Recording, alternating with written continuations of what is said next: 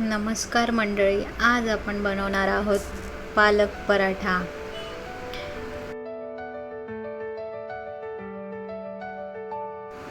त्यासाठी सर्वात आधी इथे मी पालक स्वच्छ धुवून घेतली आहे आणि ती आता जशी आहे तशीच आपल्याला मिक्सरच्या भांड्यात टाकून घ्यायची आहे।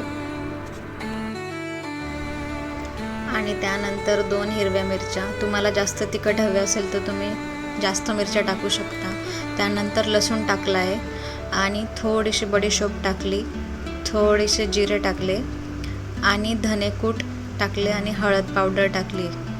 त्यानंतर हे सर्व मी आता मिक्सरमध्ये काढून घेणार आहे।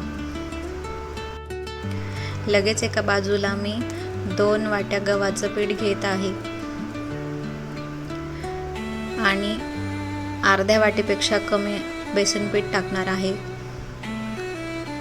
चवीनुसार मीठ, त्यानंतर मी त्यात पालक प्युरी टाकून घेणार आहे आणि या सर्व मिश्रणाची आपल्याला एक कणिक मळून घ्यायची आहे। जास्त घट्टही नाही आणि जास्त पातळही नाही, चपातीला जशी बनवतो त्याच पद्धतीने आपण ती बनवणार आहोत। आणि चपाती लाटतो तशीच आपण आता ही चपाती लाटणार आहोत। तुम्ही वेगळ्या आकारात सुद्धा बनवू शकतात, पण मला हाच आकार आवडला म्हणून मी अशी बनवली।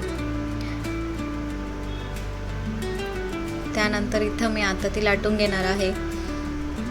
माझ्या मुलीला तर असा साधा सोपा बनवलेला पालक पराठा खूप आवडतो, ती आवडीने खात असते, म्हणून मी हे नेहमी बनवत असते। म्हणून मला आज वाटलं ही रेसिपी तुमच्यासोबत पण शेअर करूया।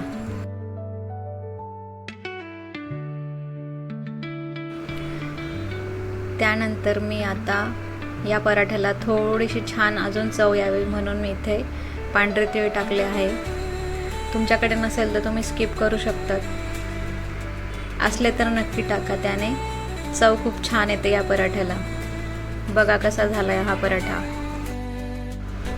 आता या पराठ्याला आपण दोन्ही बाजूने छानपैकी शेकून घेणार आहोत।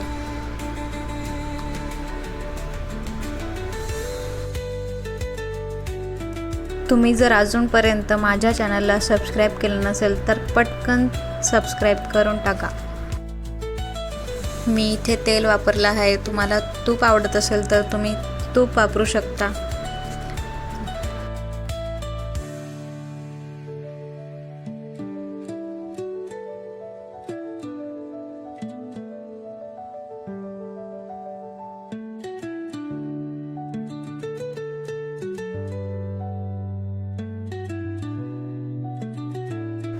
तर तयार आहे आपला पालक पराठा। हा पराठा तुम्ही दही, शेंगदाणा चटणी, सॉस किंवा जे तुमच्याकडे अवेलेबल असेल त्यासोबत खाऊ शकतात। रेसिपी आवडली असेल तर व्हिडिओला लाईक करा आणि चॅनलला सबस्क्राईब करा। भेटूया पुढच्या व्हिडिओला। थँक्यू।